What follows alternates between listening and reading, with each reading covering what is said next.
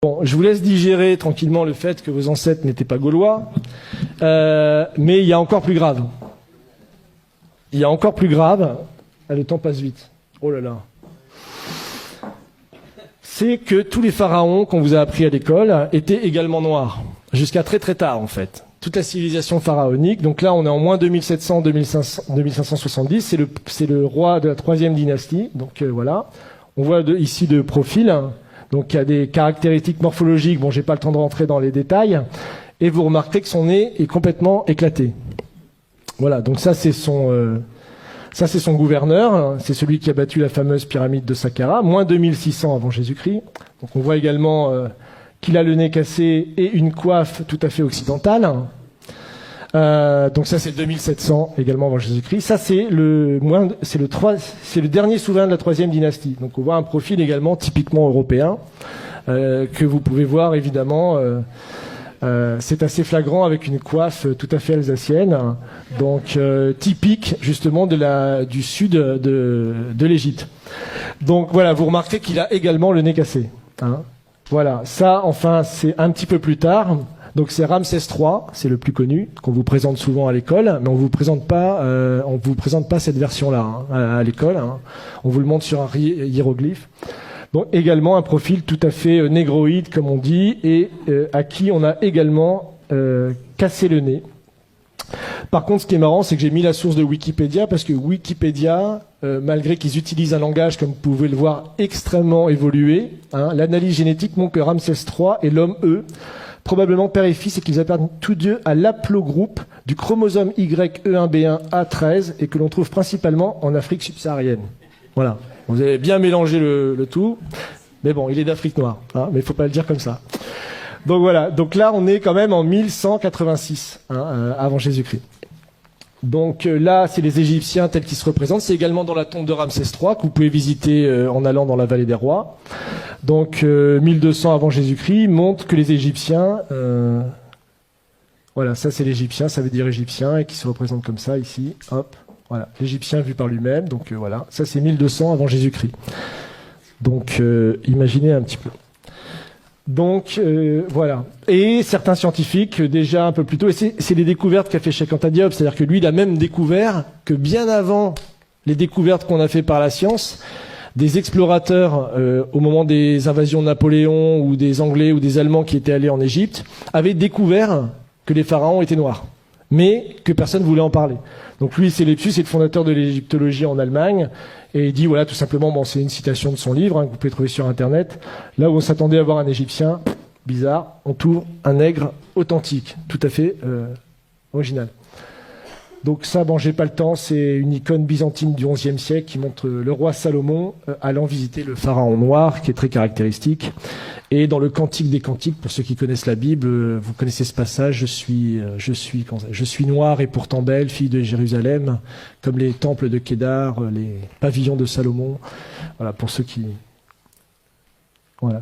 Donc voilà, encore une fois, là, il y en a plein, en fait. Hein. Bon, non seulement l'homme avant d'être blanc était noir, non seulement les pharaons également étaient noirs, et on bâtit également était le berceau des sciences et des arts. Et ça, c'est la vraie négation, je pense, la plus consciente qui a été faite jusqu'à présent et qui perdure dans nos écoles aujourd'hui, même jusqu'en Europe. Donc, puisque vous avez là également dans une des tombes, 2000 ans avant la balance d'Archimède, hein, le système de balance avec des curseurs hein, afin de déplacer le centre d'inertie. Donc, vous avez là tout simplement le point de levier et ici ce qu'on appelle...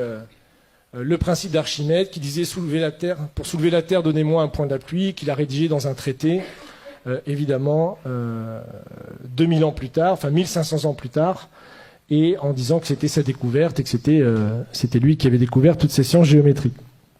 Donc, encore plus intéressant, le papyrus de Moscou, donc ça, il se trouve à Moscou, justement, aujourd'hui, il est au musée Pouchkine de Moscou. Et en fait, c'est les papyrus qui prouvent toutes les découvertes géométriques qui ont été faites par l'Égypte noire pharaonique, justement, entre moins 1500 et moins 3000 avant Jésus-Christ. Donc là, vous avez par exemple la pyramide tronquée, vous avez le calcul de la demi-sphère, vous avez Pythagore, vous avez le calcul des ellipses, Vous avez ça aussi, là c'est l'autre papyrus de Rhind. Donc vous avez ici donc, le théorème de Thalès. Donc, ça vous trouvez aussi dans des tombes, dans le papyrus. Donc ici, et Thalès lui-même a avoué qu'il avait fait sa découverte en Égypte. Qu'il avait lui-même fait sa découverte en Égypte. Mais il n'a pas dit que c'était les prêtres égyptiens qui lui avaient enseigné justement cette chose-là. Donc ils se sont tout accaparés. Donc là, ils ont même été jusqu'à calculer des coniques. On retrouve des études de coniques, bon ça c'est pour les matheux, qui sont soi-disant attribuées beaucoup plus tard, plus de 3000 ans plus tard. Là, le calcul de l'ellipse, de la demi-sphère, toutes ces choses-là ont été découvertes déjà avant moins 2000 par les Égyptiens à l'époque. Donc, encore plus fou, c'est que les pyramides ont été faites, elles, encore plus tôt. Donc c'est 2600 pour la pyramide, je crois que j'ai les dates ici. J'ai encore un peu de temps. Oui. Donc ça c'est la pyramide de Khéops qui a été faite en 2500 avant Jésus-Christ. Donc qui nécessite des niveaux de science extrêmement aboutis, puisque la base de la pyramide est horizontale à 20 mm près. Vous imaginez déjà les calculs qu'il fallait faire. Et pour obtenir un carré parfait de la pyramide, c'est seulement 0,05% d'erreurs qui ont été faites. Aujourd'hui encore, moi j'ai lu des thèses qui datent de 1970, qui vous prouvent qu'il est impossible que les Égyptiens aient construit les pyramides.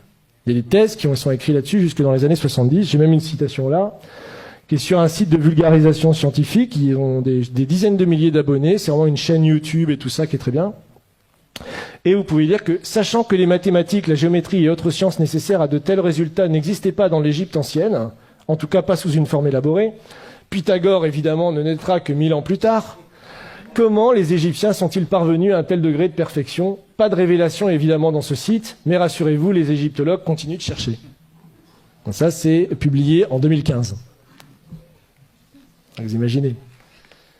Donc ça, c'est pour vous montrer les dates justement des grands découvreurs qu'on apprend à l'école. Donc le théorème de Pythagore, Thalès, le théorème de Thalès, évidemment, puis d'autres scientifiques qui ont travaillé sur les coniques ou Archimède. Donc voilà.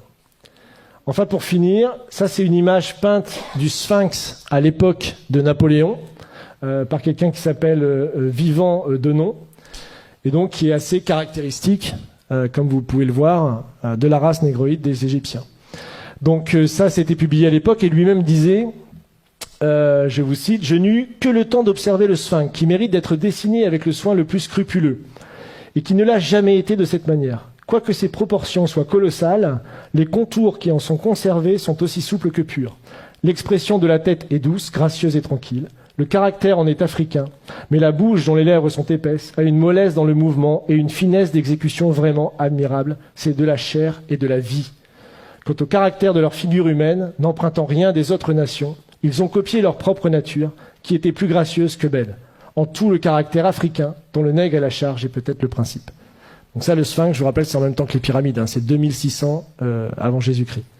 C'est d'ailleurs jusque la basilique Saint-Pierre de Rome, je crois que c'est plus grand que la basilique Saint-Pierre de Rome encore aujourd'hui, et c'est encore aujourd'hui la plus grande sculpture réalisée sur un seul bloc, 2600 ans avant Jésus-Christ.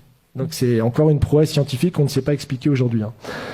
Donc voilà, et pour finir, puisque le temps presse, ça c'est un proche également de Napoléon, donc qui a été avec lui dans les voyages en Égypte, et qui fait cette citation sur laquelle je terminerai, pour vous laisser réfléchir à tout ce que je viens de vous dire. Donc il parle justement des Égyptiens. Tous ont le visage bouffi, l'œil gonflé, le nez écrasé, la lèvre grosse, en un mot un vrai visage de mulâtre. J'étais tenté de l'attribuer au climat lorsqu'ayant été visiter le Sphinx, son aspect me donna le mot de l'énigme. En voyant cette tête caractéristique du nègre dans tous ses traits, je me rappelais ce passage remarquable d'Hérodote où il dit « Pour moi, j'estime que les Colches sont une colonie des Égyptiens, parce que comme eux, ils ont la peau noire et les cheveux crépus. » C'est-à-dire que les anciens Égyptiens étaient de vrais nègres. Mais en revenant à l'Égypte, le fait qu'elle rend à l'histoire offre bien des réflexions à la philosophie. Quel sujet de méditation de voir la barbarie et l'ignorance actuelle des Coptes, issus de l'alliance du génie profond des Égyptiens et de l'esprit brillant des Grecs, de penser que cette race noire, aujourd'hui notre esclave, est l'objet de nos mépris, et celle-là même à qui nous devons nos arts, nos sciences et jusqu'à l'usage de la parole. Imaginez enfin que c'est au milieu des peuples qui se disent les amis de la liberté et de l'humanité que l'on a sanctionné le plus barbare des esclavages et mis en problème si les hommes noirs ont une intelligence de l'espèce de celle des hommes blancs. Donc ça, c'est tout le débat de l'époque pour savoir si puisque c'est la période de l'esclavage, on réhabilite l'esclavage, qui sera réaboli que plus tard en 1848. Donc on voit que le débat a été posé et la vraie découverte de Cheikh Anta Diop, c'est de montrer même que ces découvertes à lui étaient déjà connues à une époque, mais qu'elles ont été passées pendant plus de 200 ans, jusqu'à la période de Cheikh Anta Diop, sous silence. Personne ne connaissait ces citations. Donc voilà.